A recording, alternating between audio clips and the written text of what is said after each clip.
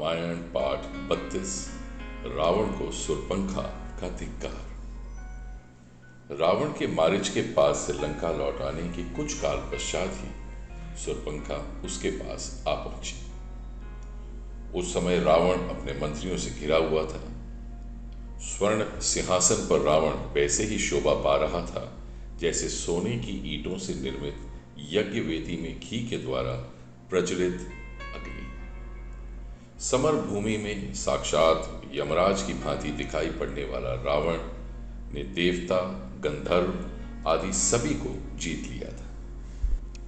रावण पर्वत शिखरों को तोड़कर फेंक देने वाला था, देवताओं को रौंद देने वाला था, धर्म को जड़ से काट देने वाला, दूसरों की भार्यों के अस्तित्व का नाश करने वाला, यज्ञों में विघ्न डालने वाला तथा दिव्यास्त्रों का प्रयोग करने वाला था।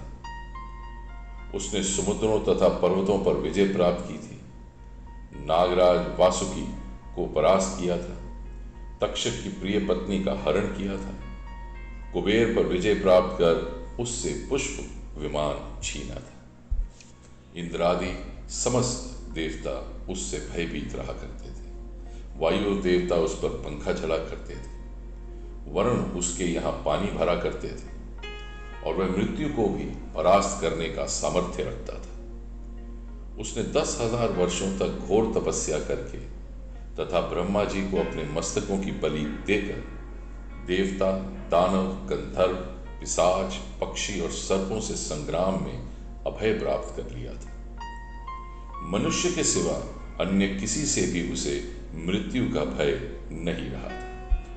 शूर्पणखा राम के द्वारा तिरस्कृत होकर अत्यंत दुखी थी। उसने रावण के पास आकर क्रोध से कहा, धिक्कार है तुम्हारे पराक्रम पर और तुम्हारे इन मंत्रियों पर। तुम अपनी विलासिता में डूबे हुए हो। तुम सब तो सुरा और सुंदरियों में व्यस्त रहते हो। हे नीतिवान रावण, क्या मुझे तुमको ये भी बताना पड़ेगा कि समय पर उचित कार्य न करने वाले और अपने देश की रक्षा के प्रति असावधान रहने वाले राजा के राज्य के नष्ट होने का समय निश्चित है। तुम्हें ज्ञात होना चाहिए कि वृक्ष से गिरे हुए पत्ते और असावधान राजा का कोई मूल्य नहीं होता। प्रजा उसी राजा की पूजा करती है जो स्थूल आंखों से सोता है किंतु नीति की आंखों से जागता है। जिस राजा के गुप्तचर सक्रिय और सतर्क नहीं रहते वो राज्य करने के योग्य नहीं होता। तुम्हारे गुप्तचर तो मूर्ख, अयोग्य और आलसी हैं। तुम्हारी बुद्धि दूषित है और मंत्री भी सर्वथा अयोग्य हैं। तुम्हें अभी तक यह पता नहीं कि उनके राज्य में कितनी भयंकर घटना घट चुकी है। मेरे वीर भ्राताओं खर और दूषण मारे जा चुके हैं। जो ऋषि मुनि कल तुम्हारे नाम से थर थर कांपते थे वे आज सिर उठाकर निर्भय घूम रहे हैं। तुम तो राम द्वारा की गए भीषण हत्याकांड से अभी तक अपरिचित हो।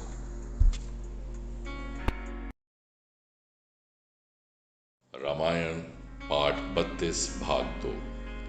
शूर्पणखा के कटु वचनों से कुपित होकर रावण बोला, शूर्पणखे, मुझे बताओ कि राम कौन है, उसका बल और पराक्रम कितना है, दुष्कर दंडक वन में उसने किस लिए प्रवेश किया है, उसके पास ऐसा कौन सा अस्त्र है जिससे उसने खर, दूषण और त्रिशरा की सेना सहित संहार कर दिया। उसने तुझ जैसी सुंदरी अंगों वाली को क्यों करूप बना दिया। रावण के प्रश्नों का उत्तर देते हुए शूर्पणखा ने कहा, हे भाई, महाबली राम अयोध्या नरेश दशरथ के पुत्र हैं। वे अत्यंत निपुण धनुर्धारी हैं। वे अकेले और पैदल थे तो भी उन्होंने मात्र 3 घड़ी में समस्त राक्षसों का संहार कर डाला। मैंने राम के बाणों की वर्षा से राक्षसों को मरते हुए तो देखा किंतु ये न देख पाई कि कब राम ने धनुष खींचा और कब बाण छोड़ा। स्त्री होने के कारण राम ने मेरा वध नहीं किया और केवल अपमानित करके छोड़ दिया। राम के समान ही पराक्रमी उसका भाई लक्ष्मण और अत्यंत सुंदरी उसकी पत्नी सीता भी उसके साथ है। उस भूतल पर मैंने आज तक सीता के समान रूपवती अन्य कोई स्त्री नहीं देखी।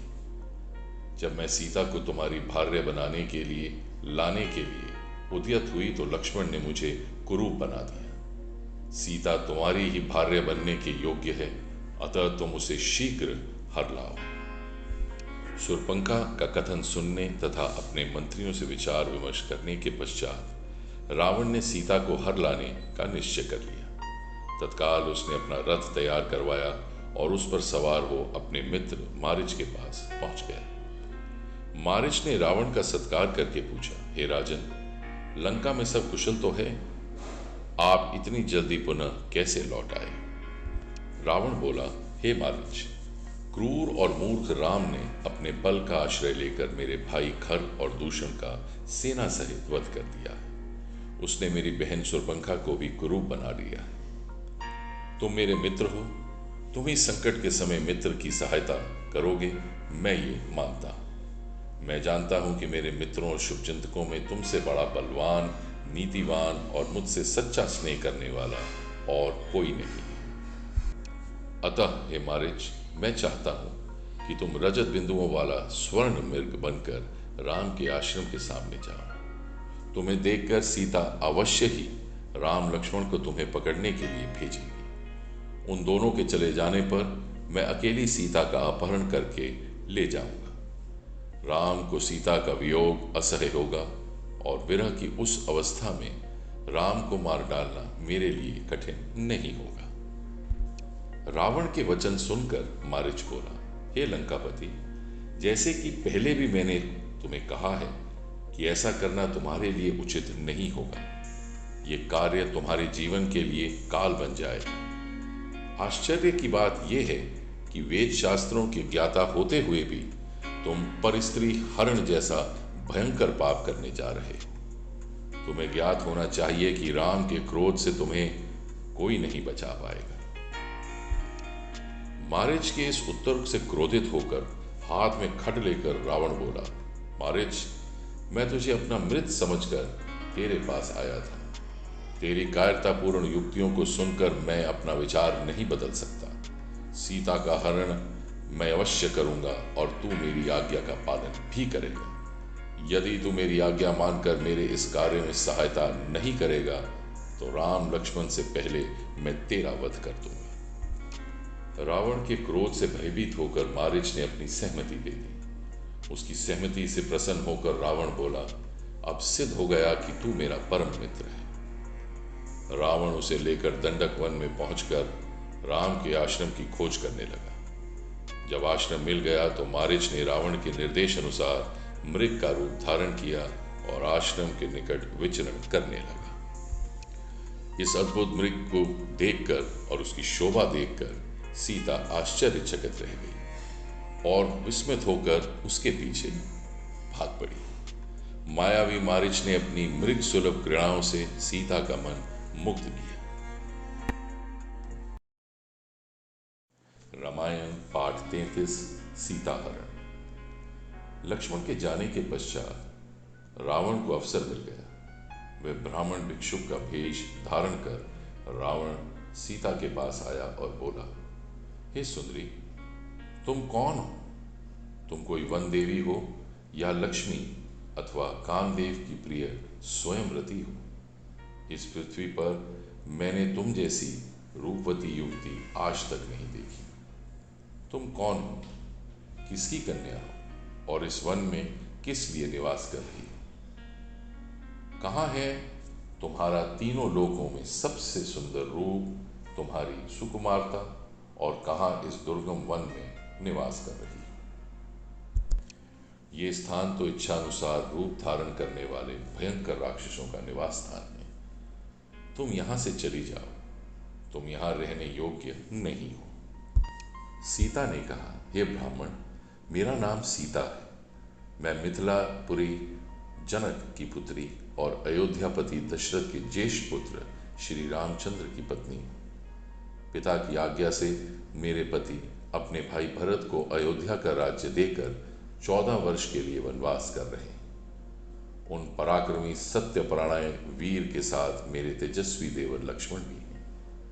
आप अतिथि हैं, अतः इस आसन पर बैठकर ये जल और फल ग्रहण करें। मेरे पति अभी आते ही होंगे। अब आप बताइए महात्मन, आप कौन हैं और यहाँ किस उद्देश्य से पधारे? सीता का प्रश्न सुन रावण गरज कर बोला, हे सीते, मैं तीनों लोकों 14 भुवनों का विजेता महाप्रतापी लंकापति रावण, जिसके नाम से देवता, दानव, यक्ष, किन्नर, गंधर्व, मुनि सभी भयभीत रहते हैं। इंद्र, वरुण, कुबेर जैसे देवता जिसकी सेवा करके अपने आप को धन्य समझते हैं। मैं तुम्हारे सौंदर्य को देखकर अपनी सुंदरी सभी रानियों को भूल चुका हूं और मैं तुम्हें ले जाकर अपनी भैर्या बनाना चाहता हूं।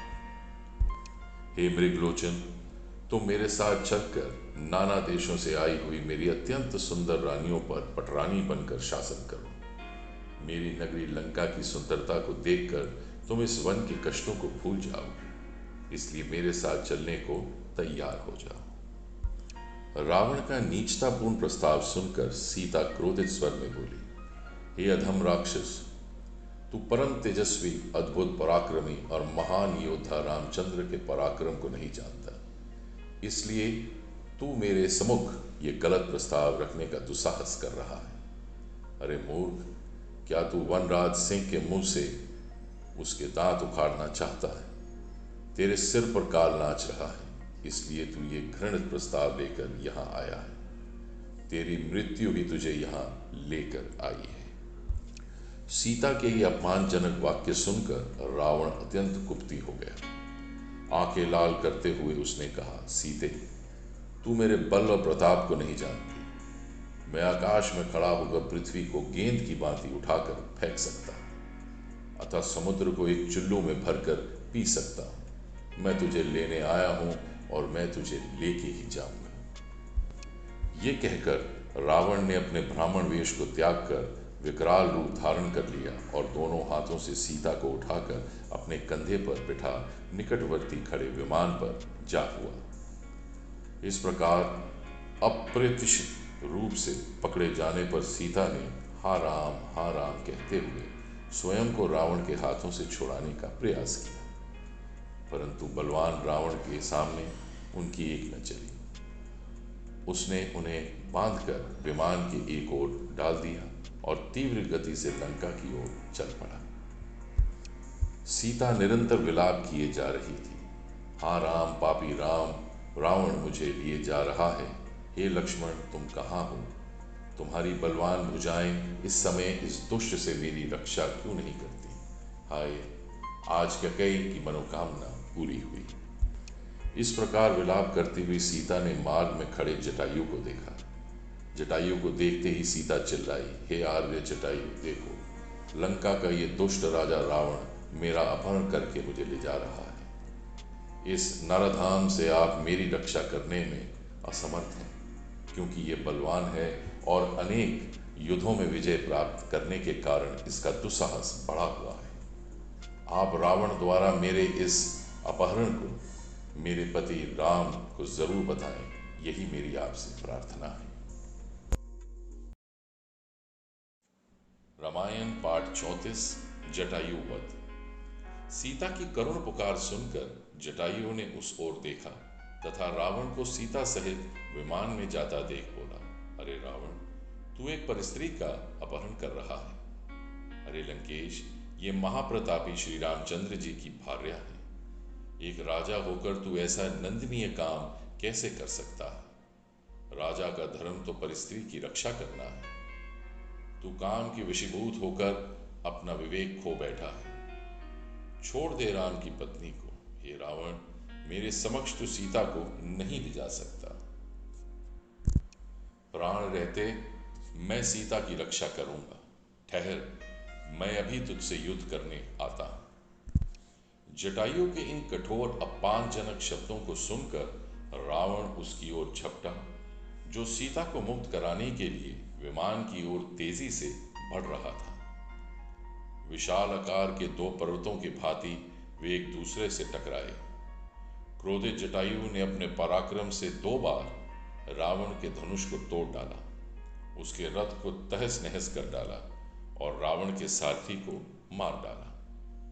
उन्होंने मार मार कर रावण को घायल कर दिया। घायल होने के बाद भी रावण वृद्ध और दुर्बल जटायु से अधिक शक्तिशाली था।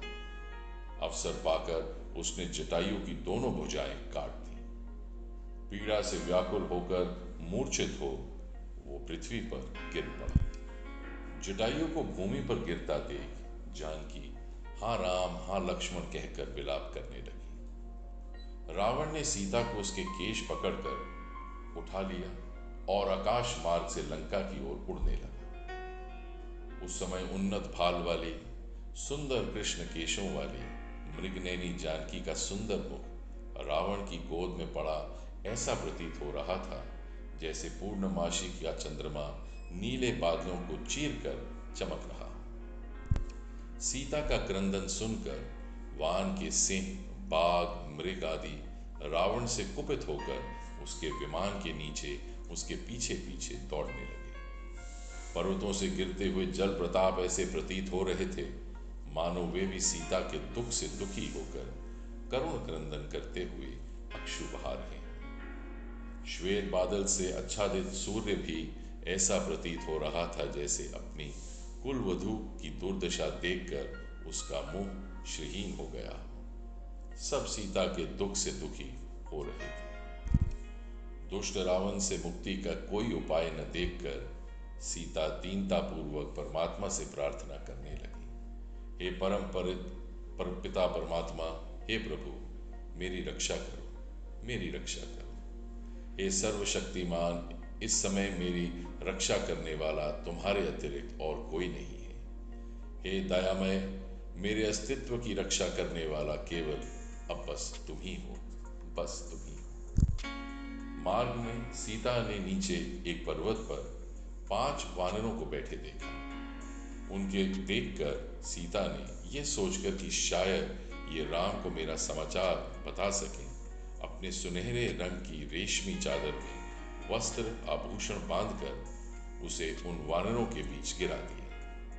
तीव्र गति से उड़ने में व्यस्त रावण को सीता के इस कार्य का बोध न हो पाया। वनों, पर्वतों और सागर को पार करता हुआ रावण सीता सहित लंकापुरी में पहुंचा। वहां उसने सीता को मय दानव द्वारा निर्मित सुंदर महल में रखा और क्रूर राक्षसियों से बोला, मेरी आज्ञा के बिना कोई भी इस स्त्री से मिलने न पाए। ये जो भी वस्त्र, आभूषण, खाद्य पदार्थ मांगे वो तत्काल इसे दिया जाए। इसे किसी भी प्रकार का कष्ट नहीं होना चाहिए और न कोई इसका तिरस्कार करे। अवज्ञा करने वाले को दंड मिलेगा। इस प्रकार राक्षसियों को आदेश देकर अपने महल में पहुंचा।